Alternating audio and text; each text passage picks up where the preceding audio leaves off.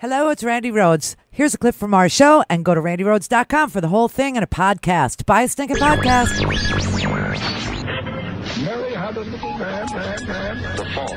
We believe that all men are created equal. To the magnificent mosaic that is America. From radio beacon to radio beacon. I have a dream today. Change has come to America. Believe me. Knock, knock. Who's there? It's a figment of your imagination. Randi Rhodes Show. Turn up your mind. Strongman politics are ascendant, suddenly, whereby elections and some pretense of democracy are maintained, the form of it, but those in power seek to undermine every institution or norm that gives democracy meaning.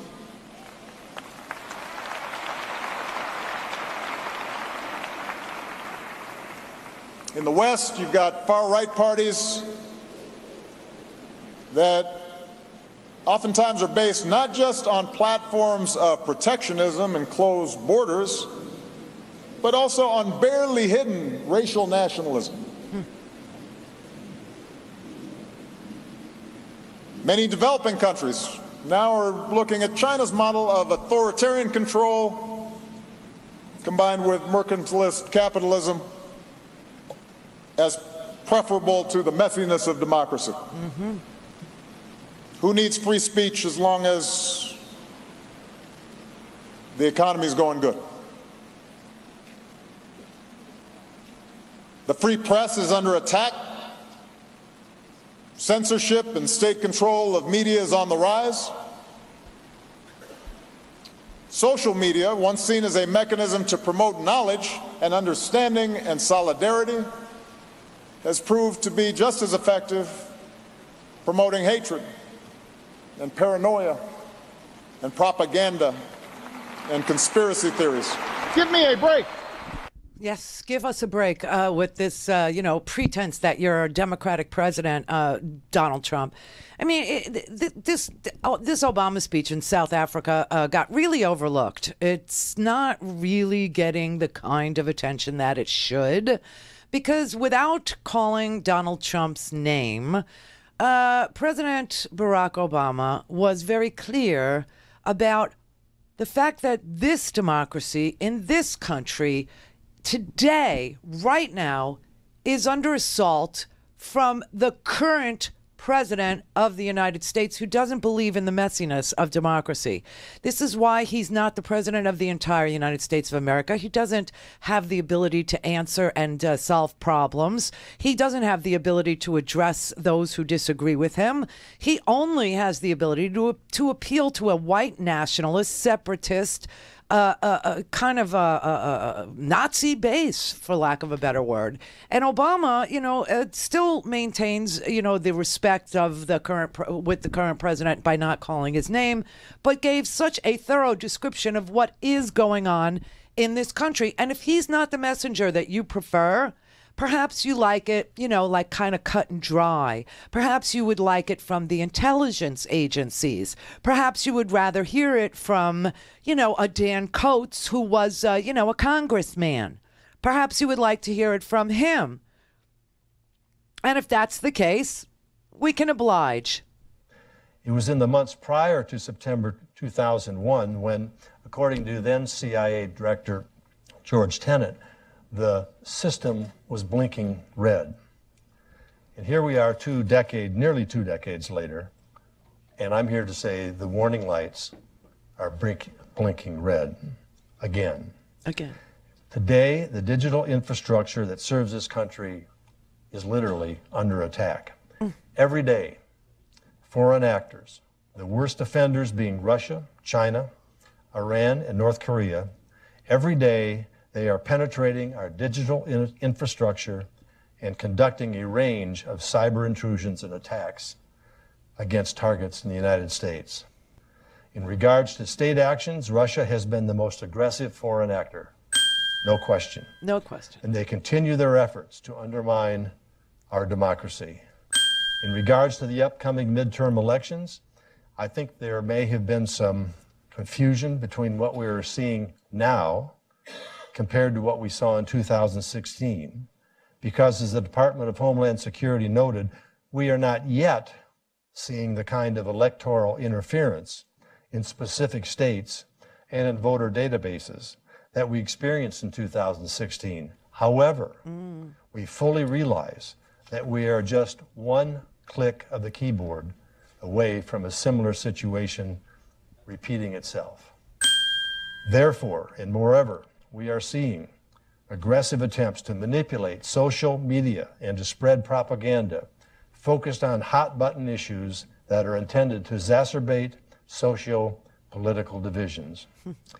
Despite public statements by the Kremlin to the contrary, we continue to see individuals affiliated with the St. Petersburg-based Internet Research Agency creating new social media accounts, masquerading as Americans, and then using these accounts to draw attention to divisive issues. We have learned just before this meeting the indictment of 12 Russian military intelligence officials relative to their role in 2016. But focusing on the potential impact of these actions on our midterm elections misses the more important point. These actions are persistent, they're pervasive, and they are meant to undermine America's democracy on a daily basis, regardless of whether it is election time or not. So that's so interesting, isn't it, that the Director of National Intelligence, Dan Coats, just said that Russia is still targeting us and that the red lights are blinking almost as brightly as they were ahead of 9/11. That kind of terrorism, that kind of an attack is underway on us as we speak. Now, I don't know what Donald Trump thinks of when he sees blinking red lights, but perhaps it's the disco. I don't know. But he denied today, when asked by reporters if Russia was still attacking us, he said no. Thank you all very much. Appreciate it. Press, Thank make you. your way out. Is Russia still targeting the U.S.? Is Russia still targeting the U.S., Mr. President? Thank you Press, very let's much. go. Make your way out. No. No, you don't believe that to be the case? Let's go. We're finished here. Senator Schumer said you were walking back the wall. Press, let's go. Thank you very much, everybody. Make your way. Okay, the reporter said, is Russia still attacking us? And he said, thank you very much. No. No. Now, how could that be that his Director of National Intelligence says that Russia is still attacking us? They are still involved in an influence campaign. They are still running troll farms in St. Petersburg. They are still, posing as Americans. You have Maria Butina today, who pled not guilty, by the way, to being a Russian agent and to apparently sleeping with a guy who was on the Trump transition team. Oh, yes. This is just, and this is not part of Mueller's investigation. This is a different, this is a U.S. Attorney's investigation in Washington, D.C. This is not Mueller's investigation. They found Maria Butina all by themselves in Washington, D.C. And it just so happens that American person number one in that indictment that we read yesterday is who we thought it was, this guy Erickson. And Erickson turns out to be a real deadbeat, by the way, with lots of legal problems. Got sued by God knows how many people, needs money, really stinking badly, and was on the Trump transition team.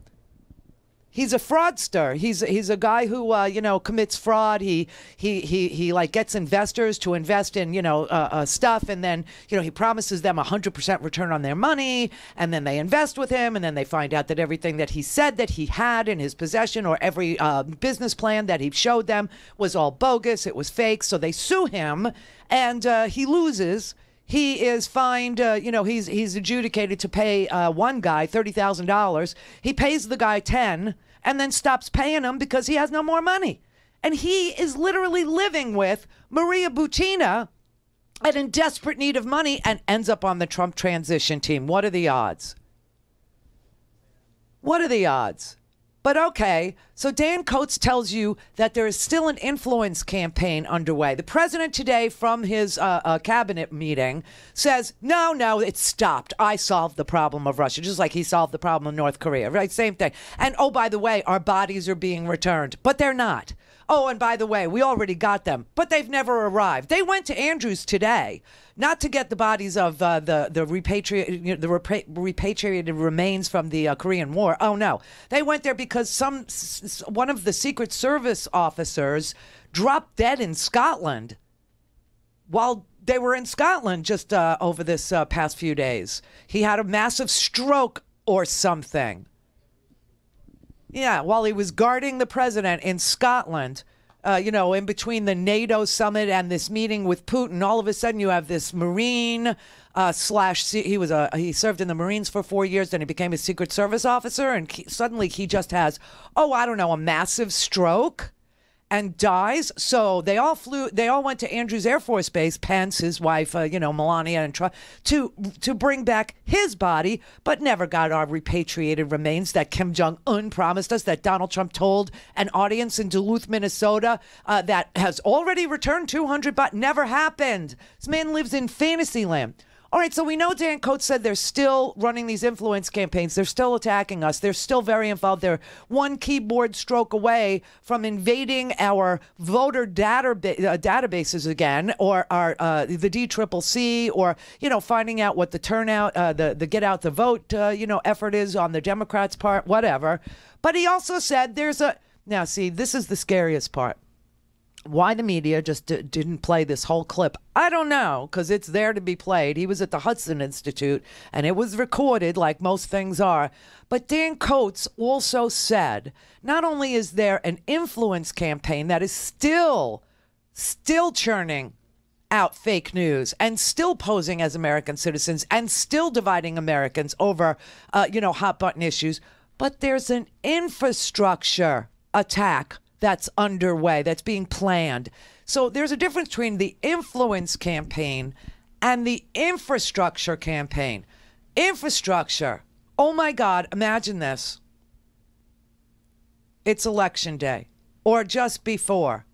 And all of a sudden, I don't know, there's an attack on the electric grid, and people aren't able to, get their registrations verified. You can't read the driver's license. You can't process, the computers go down or something like this, and no one can be, processed in order to get the ballot, in order to receive the ballot.